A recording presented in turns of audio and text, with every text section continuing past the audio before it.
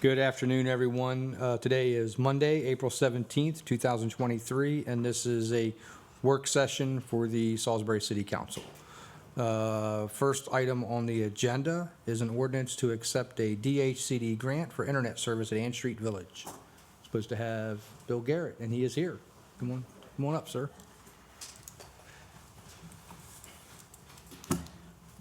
Good afternoon. Good afternoon. All right. So the grant is for the acceptance of funds to provide high-speed internet service for the residents of the Ann Street Village community. We went into this grant about a little over a year ago. Finally got everything kind of finalized. We're looking at about $22,000 for the construction of getting the fiber to the site. $3,400 roughly for the hardware needed to broadcast the signal out for the residents. And then we originally applied for $3,000 for a single year's worth of service, but the state contacted us and offered us double that, so we have twice the amount of time. So that is the $34,228 for the grant. Nice. So the fiber, is that through what? It would have to be bid out. Yeah, we used ballpark construction costs based on what we anticipated it would be, and then the average monthly cost we use for other internet services around the city, because it would just be a standard business account. So, yeah, it would be enough to cover that. Okay. That's just so happy we got it. Yeah. Yeah. Happy we can get grants and don't have to use Yeah. city money. Yes. Everybody good with? Help individuals to stay connected to services. Yeah. Help with everything, all the applications are online, help people with all of that. That's fantastic. Ma'am? Everybody good with moving this forward? Yes. All right. Okay. Thank you, sir. Thank you. All right, next up is an ordinance to accept a DHCD grant for expenses associated with an event fund for the Main Street District. So we have our Business Development Director, Laura Soper, maybe? Andy, you're Hi, up. everyone. She's online, yeah. I'm on Zoom. Hey, Laura. Hello, everyone. Included in your packet is an ordinance to accept a $25,000 grant to help create a competitive events fund for downtown Salisbury. It's from DHCD, from the TAG grant. And if anyone has any questions, I am happy to answer them. Can you explain what a TAG grant is for public edification, please? Yeah, it's a technical assistance grant. So it's provided to local governments, nonprofits are eligible to apply, and it's to help with technical assistance for community needs. Any other questions or comments from the council? No. None. Okay, we're moving this forward. Yes. All right. Thank you, Laura. We'll have it on next week's agenda. Thank you. Thank you very much. All right, next up is updates to the employee handbook. We have our Human Resources Director, Meg Caton. Good afternoon. Hello.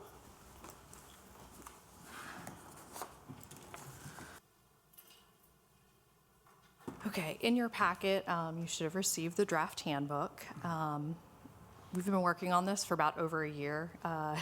It really did need an overhaul, and it was rather outdated. It was last updated in April of 2020. I did meet with department directors, city administrator, and legal for their input and their review and their suggestions.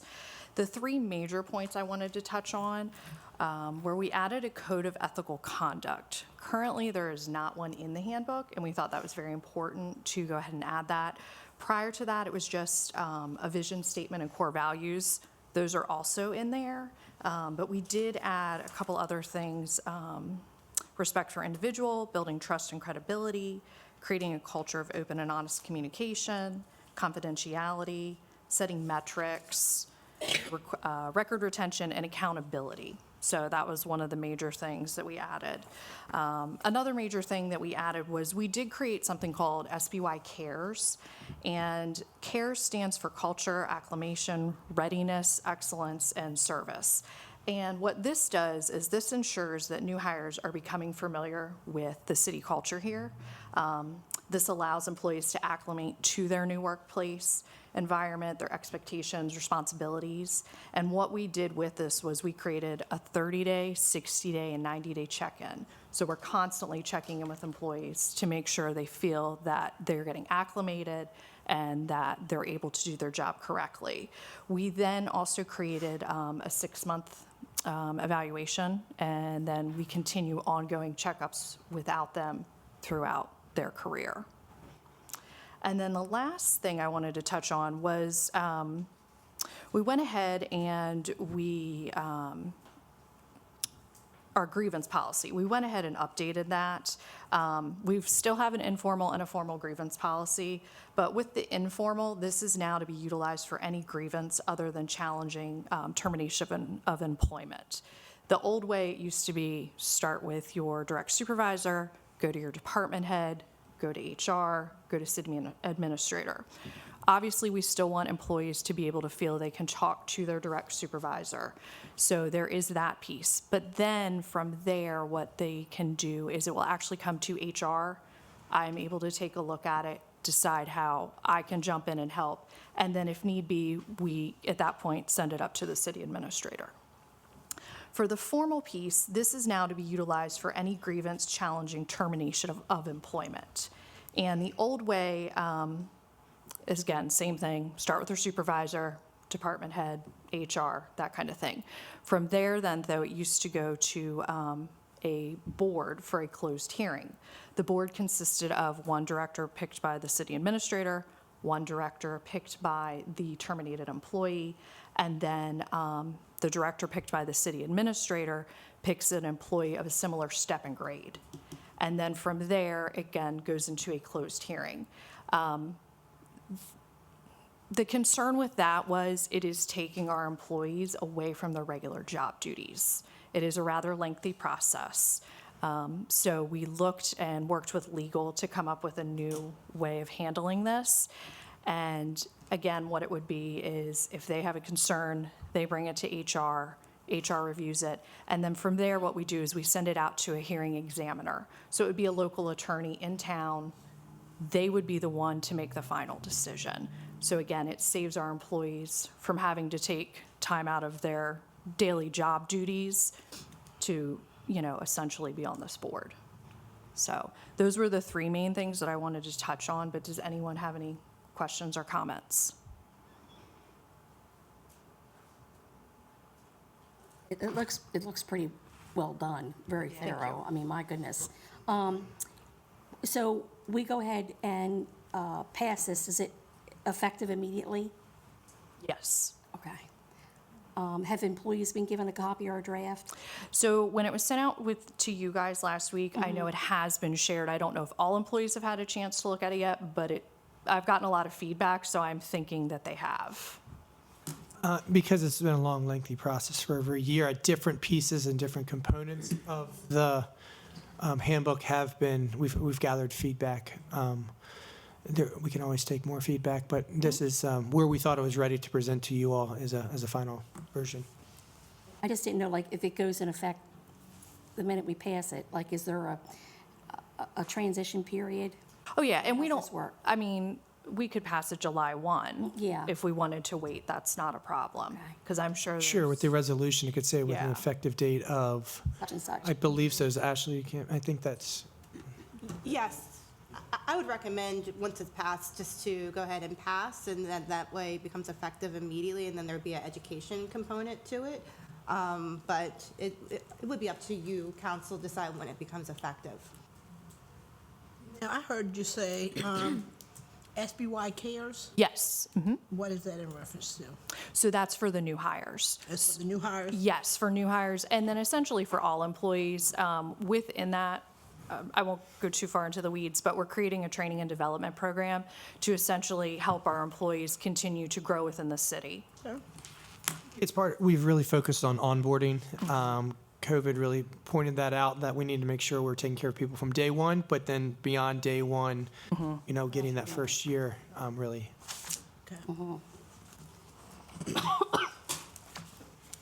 Any other questions or comments? No, fine. None. No, I got that if I agree. need it. It's something that's long overdue.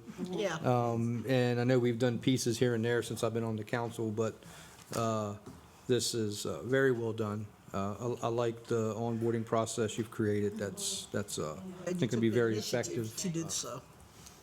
Very important. It is. Any other questions or comments from the council? Nope. Everybody okay with moving this forward? Maybe the only suggestion I would have is if we do make this effective, maybe do it July 1, because that's actually the beginning of the fiscal year. And then there can be an education period between now and then on. I agree. Yeah, there's a couple of things that we have changed that would, thinking about hours Yes. and benefits and stuff like that. Us moving from a Agree. 40-hour work week and some to 35. There's some things that will align with the fiscal year, so that is a good. Yeah, I think that kind of makes sense for budget and Sure. all that. So, Absolutely. All right, everybody good with moving it forward then? Yes.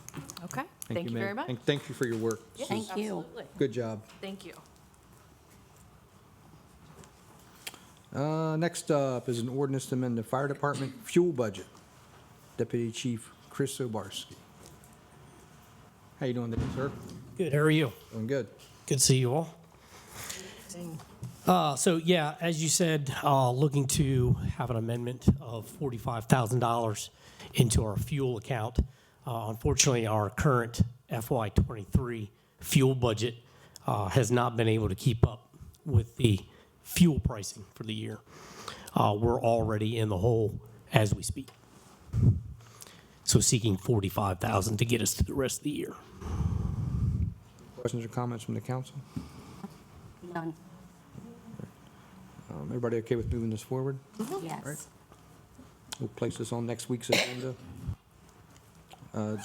Do you think we'll need to do a special meeting the following week to have the funds available, or are they going to be okay? You got gas in the tanks right now, right? Yeah. I don't think we won't need a special. Okay. We'll be able to get through. Okay, all right. Thank you. Thank you. You're welcome. There's an ordinance to accept grant funds for expenses associated with the Union Railway Station Stabilization Project. This one, City Administrator Andy Kitzrow.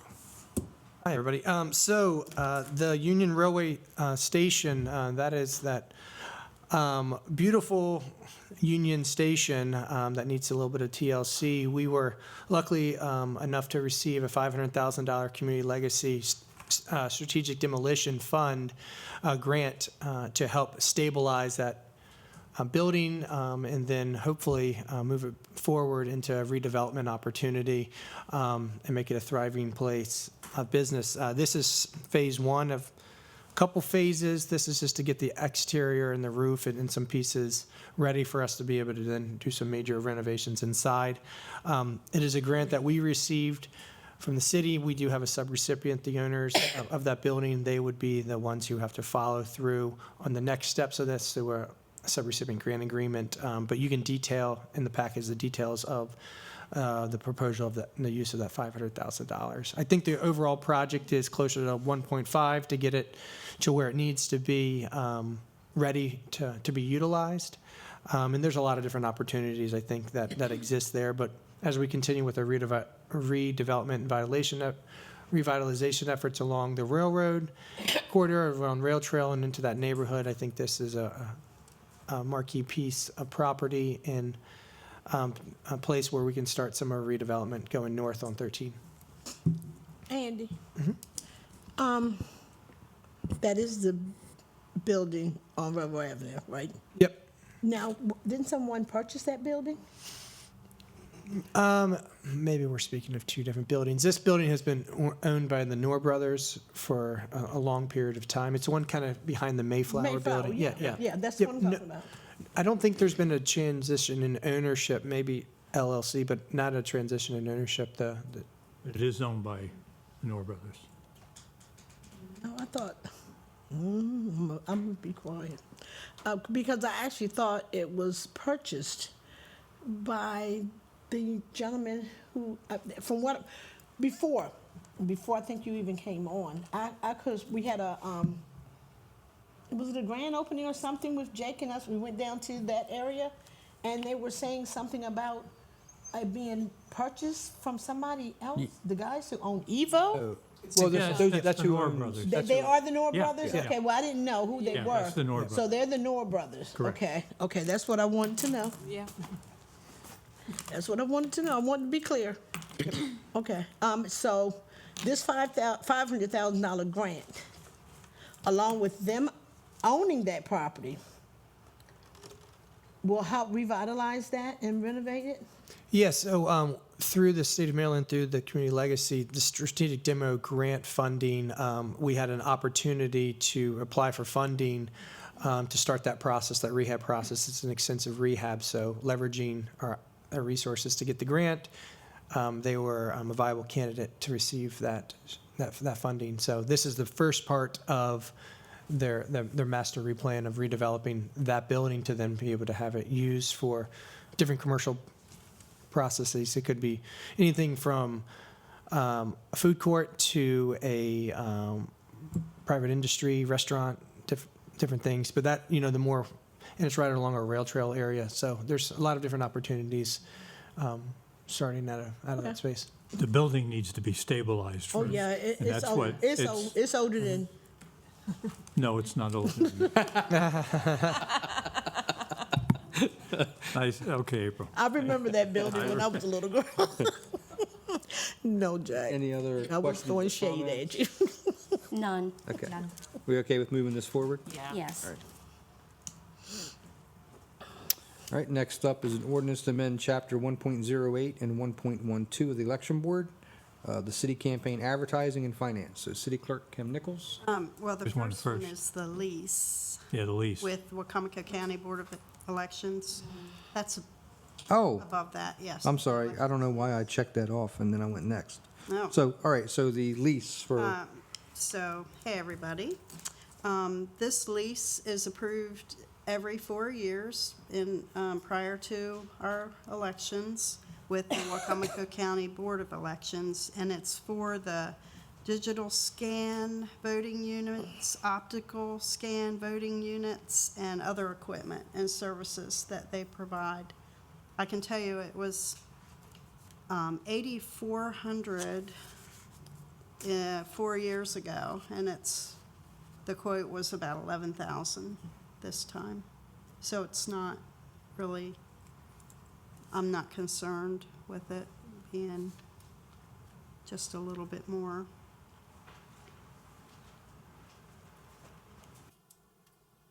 I just have one minor note you might want to fix on the signature line. Mm-hmm.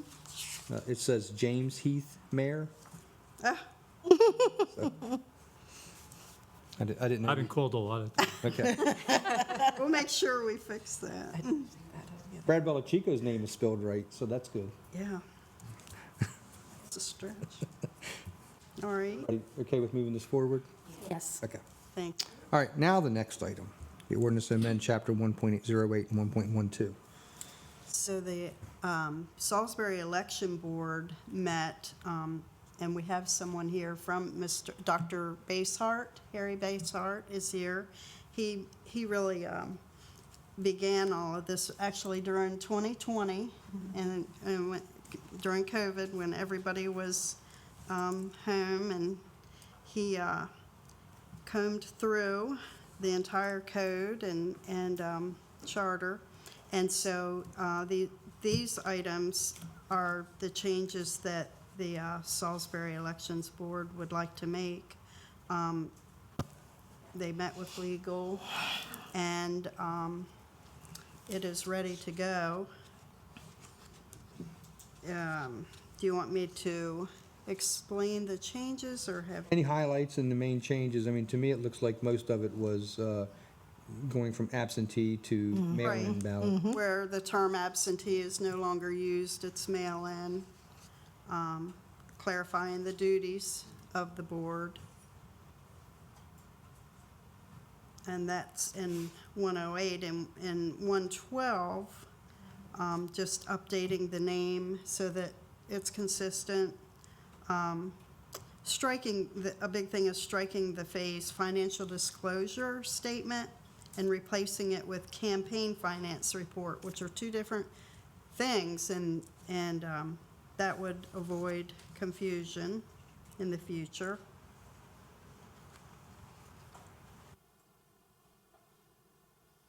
Any questions? Makes a lot of sense to me. Okay.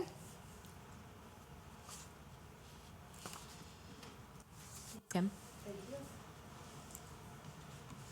Any questions or comments on? No, No. Everybody okay with moving this forward? yes. Yes. Okay. And when discussing with legal, the Elections Board recommendations accounted to be 3 charter amendments, and they're not huge changes, but they, as you probably read, they need to, happen to change the names in the charter to the City of Salisbury Election Board from the older name Supervisors of Elections, just to be consistent. And that would be the first one. The second charter amendment would reference challengers and watchers.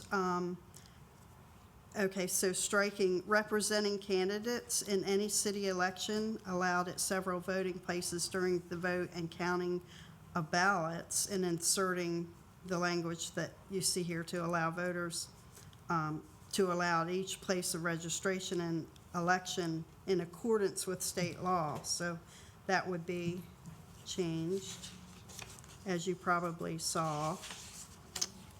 And then in the third charter amendment, changing all references to the Board of Elections of Supervisors of Elections to the City of Salisbury Election Board, and removing the random sampling of verifying signatures, since nobody is an expert at signature verifications. So those 3 things are what they have recommended for changing the charter. So we would just need your permission to start with the advertising. And Will this be a resolution for next week to start that? Is that how we do that? Or- it couldn't be next week. We couldn't, we need to Advertise advertise the regular it. process? Yeah, Okay. Everybody okay with moving this forward to that process? it would be the next meeting. Any questions about any of these? No. Suggestions? Looks good. And we didn't change any of the contribution limits to candidates, No. which is maximum of $250, and yeah, all the other stuff stayed the same. Just like to thank the board, thank Dr. Yes, Bazehart, Dr. Bazehart. and Ashley for the hard Absolutely, work. yeah. Yeah, great group of individuals on that board, and we appreciate their service. So, okay, so we'll move this forward in the process. Thank you. All right, next up is the discussion on the labor code. Taking lead. All right, I'm taking lead. Sorry. All right. I think I'm pulling it away from myself, my own Yeah, foot. that's all right. So what is before you is the labor code. Just as a recap, this is step 2 of a 4-step process. In the fall, we created a charter amendment resolution 2022-4 that allowed us to create a labor code.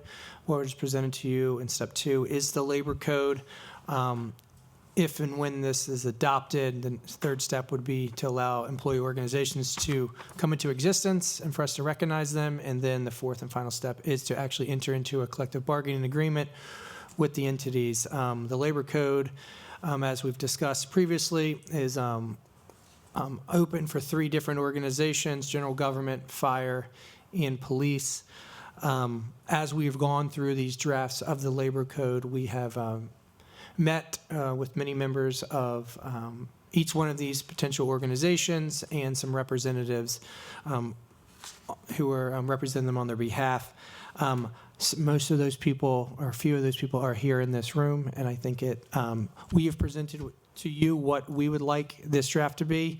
Ashley can address any of those individual comments, but I think there's some people who may be interested in sharing some additional feedback. So I'll open it to your comments of us first, and then however you'd like to move on. Is there any questions or comments from the council? Sean, anybody, I had two, Go ahead. you have any question? Go ahead. No, go ahead. I was just gonna ask about timeline for this, because, I was just gonna ask about timeline. Like, what kind of timeline are we looking at? Because if I remember, this is, Sure. So timeline, there is the closest timeline would be the adoption of the labor code. So if this was something that you all wanted to move forward with, we'd go through the normal process here. And then how quickly the employee organizations would be interested in Right. unionizing would be the next step. But the collective bargaining agreement, the actual agreement where we would see an effect, we would do that as defined in the labor code currently, is we would go through a negotiation period between October and December of this upcoming year for something that would be adopting into the FY25 budget that may or may not have budget implications. right. So that would be the timeline. So between now and October, we would whoever got organized and adopted, and then we'd go through the formal process of going through the CBA. And Ashley can give you more specifics. I think Andy hit the nail on the head. Yeah, I just wanted to make sure we had that out there. And Just put testing it out me, there. okay. Yeah. I just wanted to make sure we were putting that out there and letting folks know exactly what kind of time period we're looking at here. Go ahead. The only other question I had, and I just want to make sure, I heard it at some discussion we had about retirement.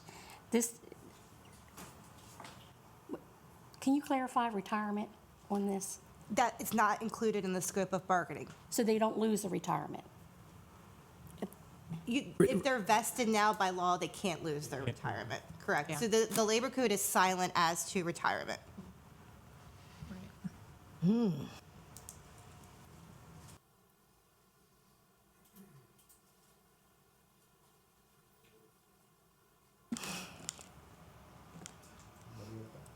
All right, so at this time, what we'll do is open this up to comments from individuals or any of the representatives from any of the unions. So just a couple guidelines. We'll allow 4 to 5 minutes for each presentation or speaker.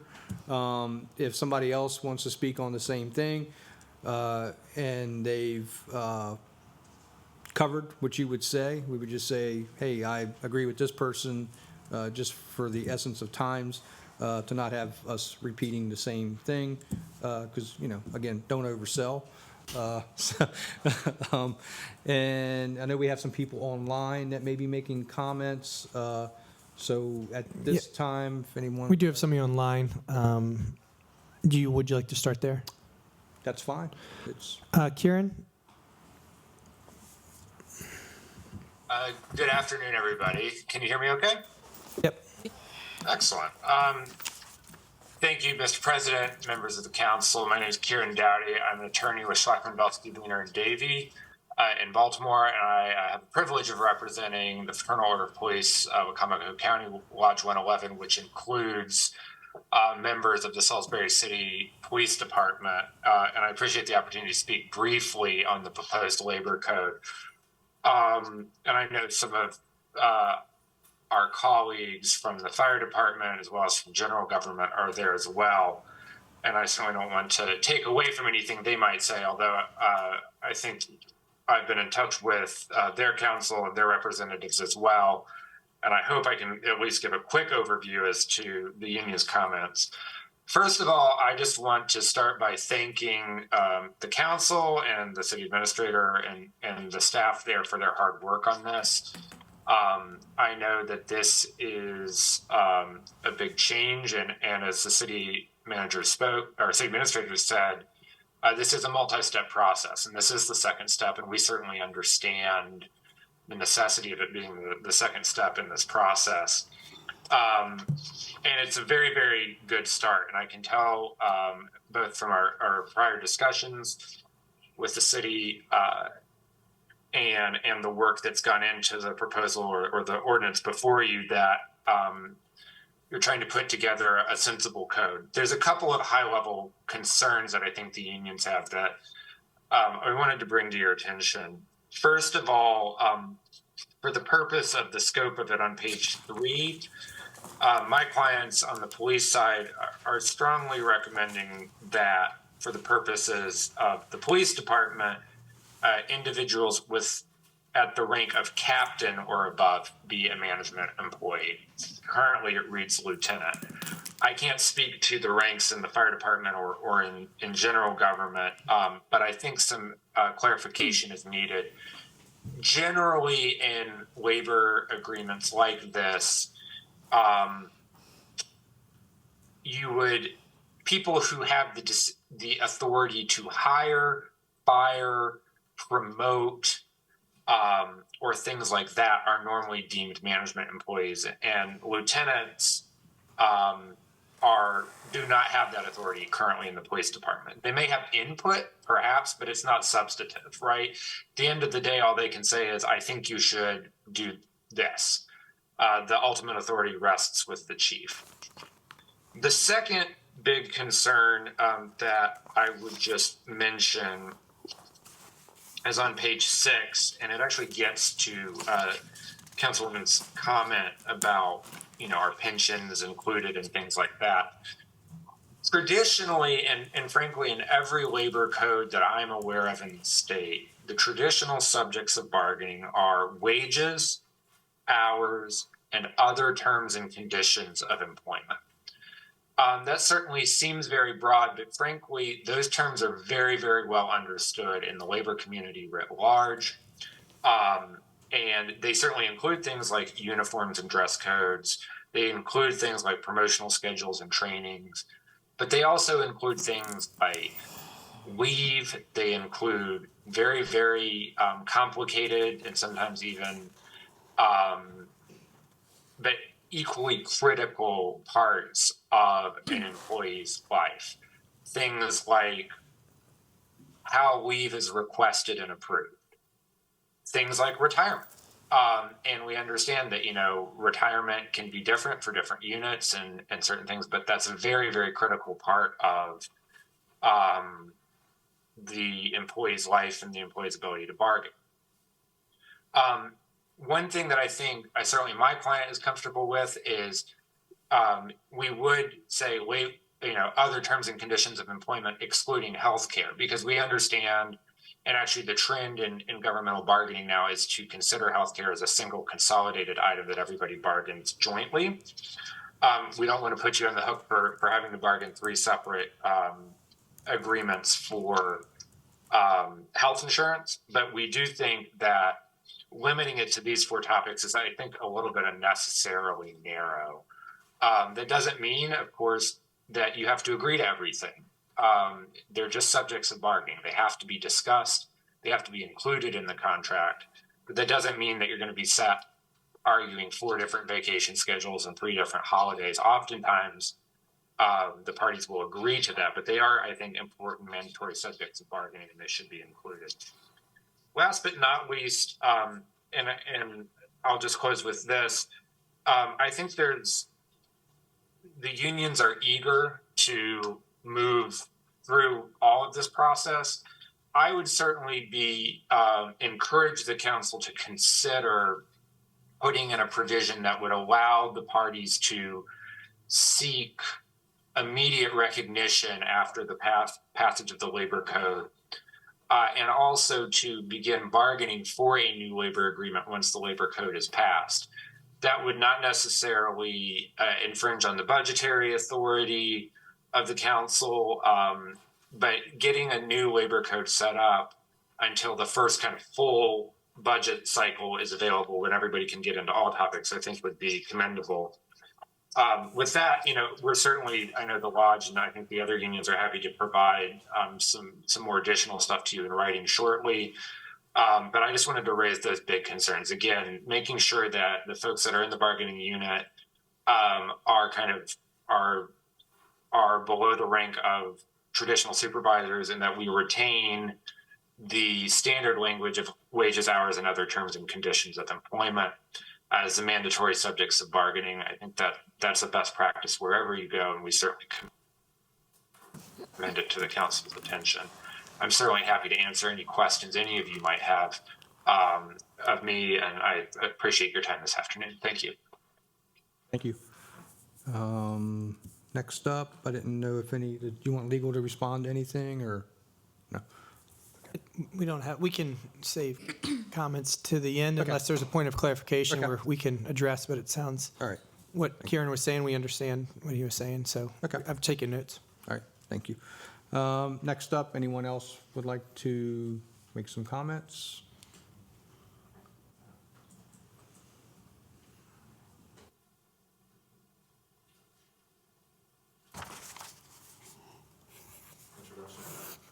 Just name. Yeah.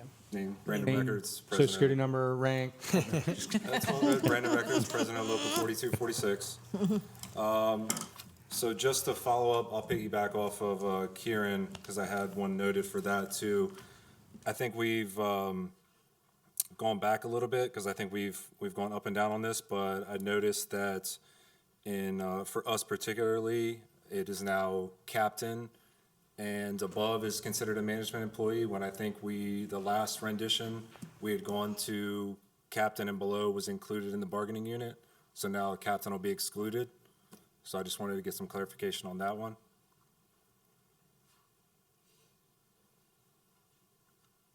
So if I'm understanding correctly, captain and below for fire department and is what is requested, and lieutenant and below for police department is being what is requested. I think I got those two items correct from what Kieran had stated and what you're stating.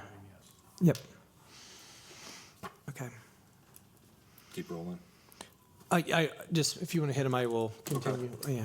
Oh, yeah.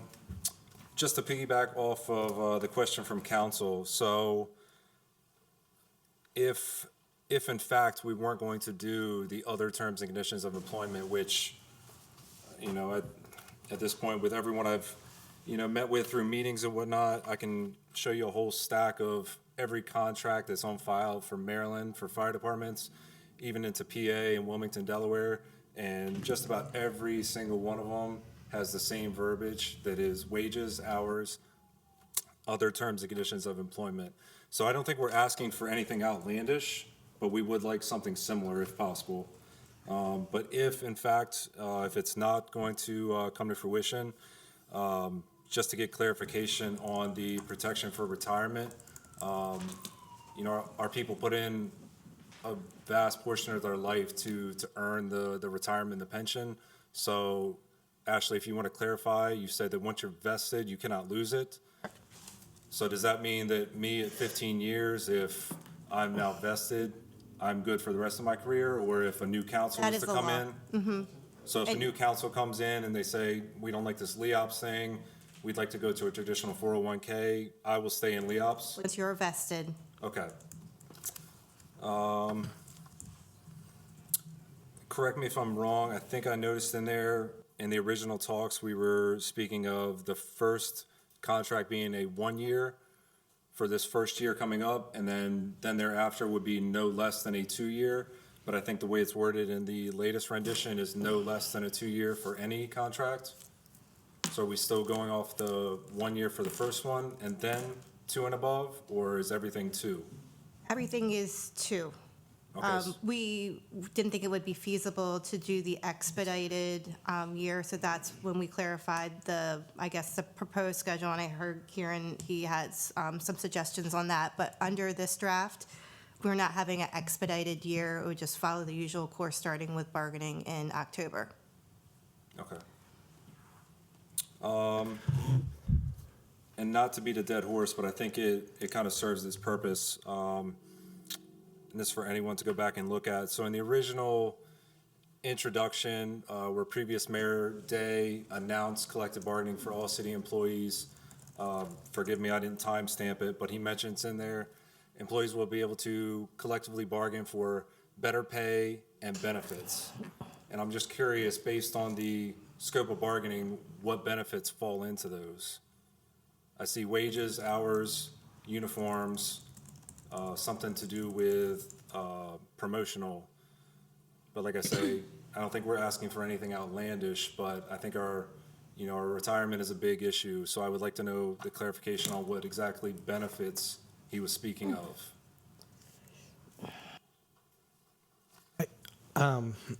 I don't know what he was speaking to specifically. I know benefits is a broad term.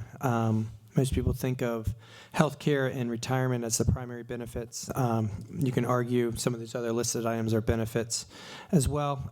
These, as presented, that is where we've landed for what is in consideration right now. So unfortunately, I can't explain what previous Mayor Day was referring to. Sorry, Brandon, I can't help you on that one. I just wanted to bring it up as a point. And it would be wrong for you to do that. Yeah. That's all. Yep, just as a comment, looking through real quick, I do believe I might have led some people astray on lines 96 and lines 97. I just spoke with Mayor Heath, and it says, for the purpose of this labor code, an employee holding the rank of captain or above within the fire department and the rank of lieutenant or above within the police department is deemed to be management employee. We are okay with captain and lieutenant not being part of the management employee. So that can be changed a couple ways. You can't really say below is deemed a management employee. I would have Ashley wordsmith that the right way, but we could either say change the rank of captain to assistant chief for the fire department and the rank of captain or above within the police department. We could make that concession. I've heard that from Kieran and from Brandon specifically. That's the easiest change, and instead of switching the entire management employee piece. Did I say that correctly? Yes, I can do that. Fair enough. Questions? Been waiting my whole career to ask that, so. No. We appreciate your time. Thank you, bud. Yeah, Appreciate you. we do. All right, next up.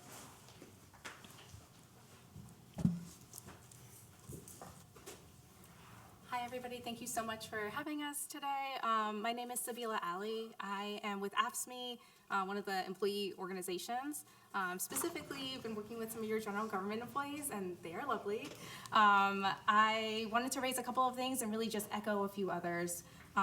One is that sounds like everybody has a few question marks on the bargaining units composition. One is the definition of a management employee for the general government employees. Also, I think could be a little bit cleaner and include people, or exclude people rather, who can discipline. Typically, those definitions are pretty clean in terms of who can hire, fire, and discipline, or effectively recommend discipline.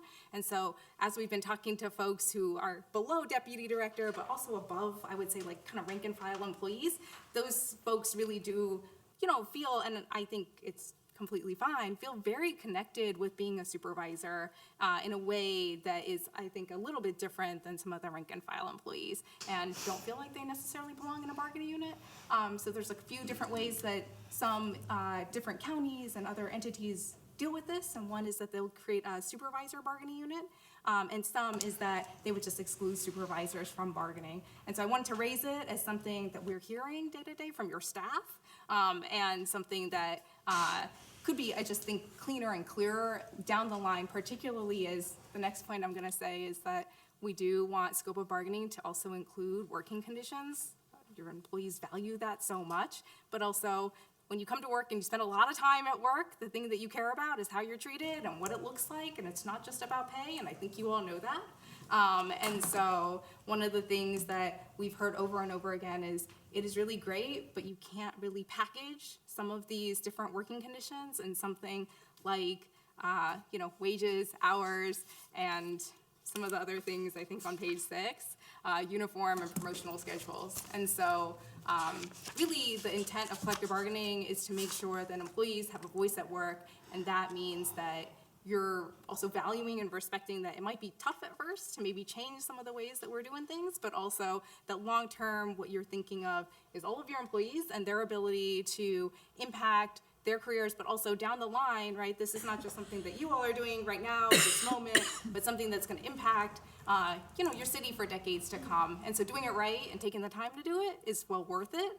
I think that you have a bunch of staff here who want to speak, and I won't use their time, but I think it would be great to hear from y'all on why working conditions matter, because it's your lives that are affected, right? Thank you so much, really appreciate it, but happy to answer questions and happy to also give you lots of information on how other cities and counties, not just in Maryland, but across the country do this. I would say this is a little bit atypical, some of the ways you're working, and doing it in ways that other places have found to be successful is probably just a path that is well worth it, honestly, to walk. All right, thank you so much. Thank you for your time. Thank you. So just one point that she brought up, how are you classifying the supervisor role in general government? So specifically, the supervisor role is a department head, a deputy director, or a superintendent. We use different terminology when it comes to waterworks. So the superintendent of the wastewater treatment plant and the superintendent of the water treatment plant, we would refer to as deputies, so they would be included in that. So there's 4 deputy positions, including those 2 superintendents. We have several assistant directors. They would be included in the bargaining unit, and then a lot of managers and then other supervisors. Drilling down on the definition, there's a couple other people that full definition does describe, and they're more people that are in our office, the mayor's office specifically, or the assistant director of finance would be excluded, Sandy's position, because of the knowledge of all of the pay and the financials of that. But that is where we are right now. It is kind of on par with the same ranks as Similar roles and responsibilities in the fire department and police department of the ones, and that's kind of, you're doing the same thing on the general. Yeah, the fire department, if rank and file is fire chief, deputy fire chief, assistant fire chief, and then the police department you have a chief of police, and then Dave, assistant chief or colonel, and then you have captains, and then we have department heads, deputy directors, and then kind of down depending on the department. Which line specifically does it mention those as breaking it? Can you hear me okay? Sorry about that. Where in this does it specifically mention those specific department heads in the government portion of this? Because I'm just seeing in 90 to 94, it's really vague. It does not. I thought that the intent was to perhaps do a org chart just because there wasn't clear, it's not easy to identify because of the superintendent ranks with general government, but we could certainly, if that addresses it, just exclude director, deputy director, and any superintendents. So it is important. We have some nomenclature and semantics that aren't as clear as the police and fire with their rank structure. So people that we would want in or positions that we would want in, we would, for example, the utilities. It's the utilities superintendent.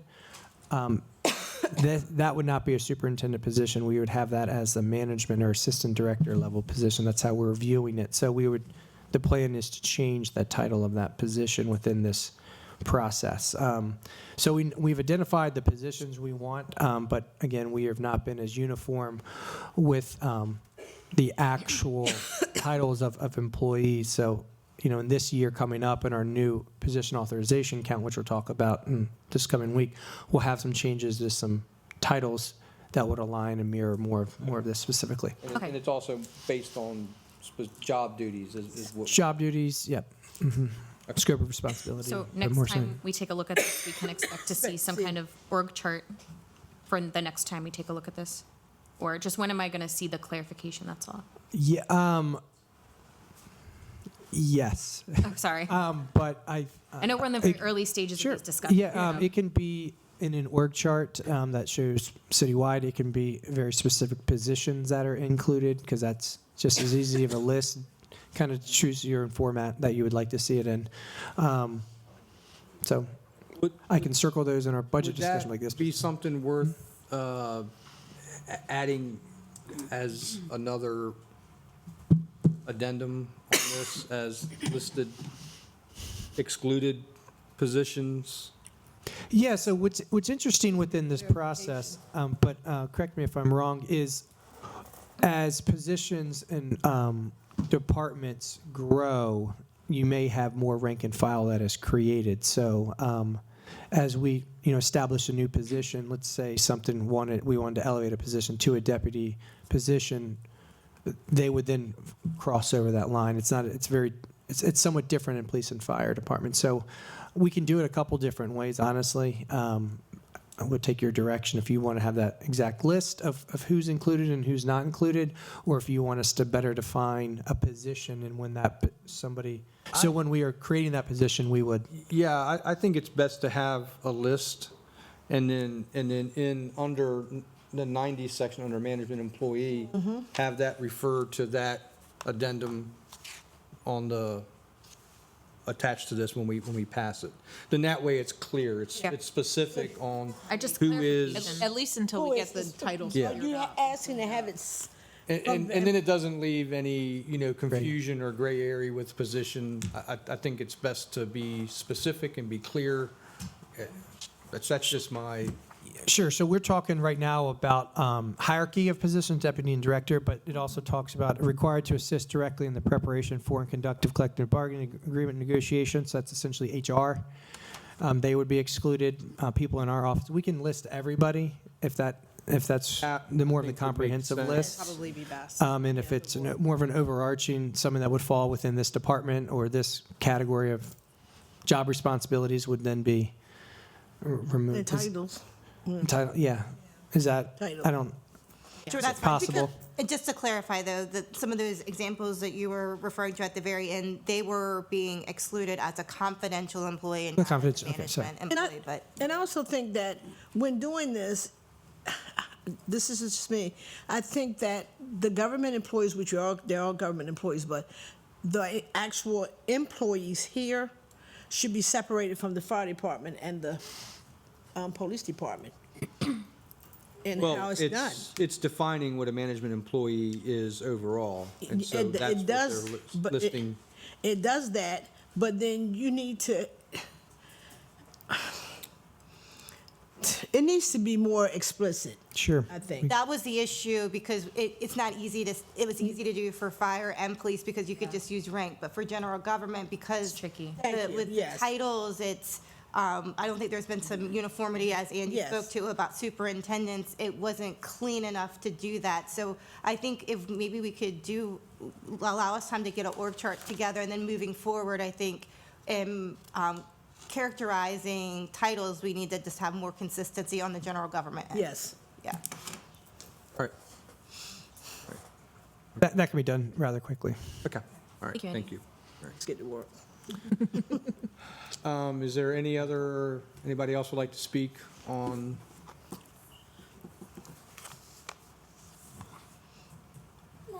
Hello. I'm Kyla. I work in information services, and I'm here on behalf of the general government staff. I guess I am piggybacking a little bit on everybody else, but our big question right now is we would like working conditions to be included in the labor code. Obviously, that's a big portion of what we were able to bargain for. And my question is just what is the reluctance on behalf of the city to include just the other terms and working conditions of employment with the exception of health insurance benefits, even since we are making that compromise on health insurance? Ashley, do you want to take this one, or would you like me to jump in? mean, I think you should talk about it from the administrative standpoint, and I can talk about it from a legal standpoint. Great. So we always think it's easier to crawl before we run. Understanding other working conditions and the people, Kyla specifically, I know what we're talking about, but I also don't know what we're talking about. It is a very broad, very it's broad for a good reason, it's broad for a bad reason, depending on who you're talking to. And I think from an administrative standpoint, what we are picking out that we think are things that we want employees to be able to bargain on and negotiate on is what we have listed.